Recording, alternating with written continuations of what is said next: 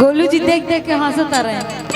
सुना गोलू जी, अगर हमारे बारे में आप बात कर रहे हैं ना, तो हमने के भोजपुरी में गाना गावाला कि जिन हमारा बारे में फुसुर फुसुर करिए उनकर काली माई विचार करिए।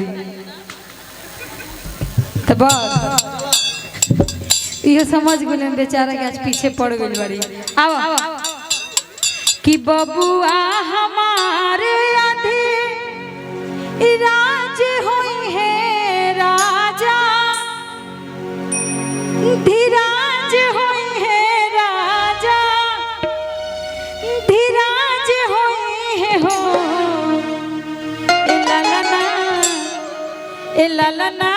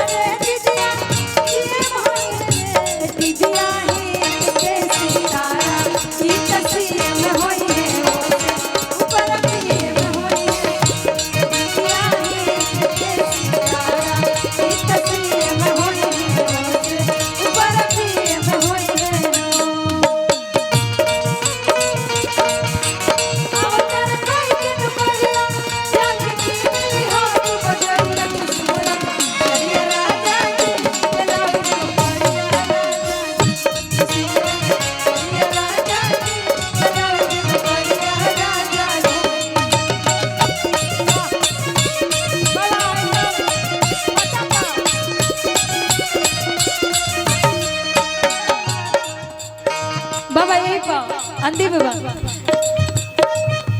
एगो गाना खत्म कर दो।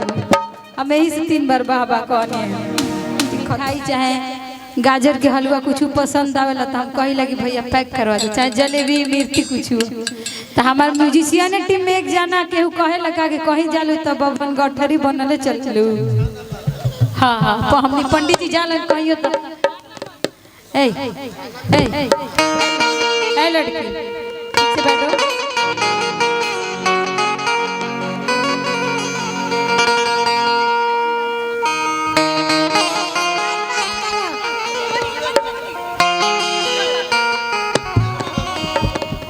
बोल दो बोल दो बोल दो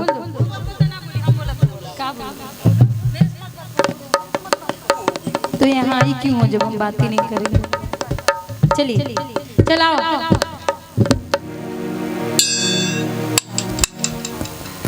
कि हमारा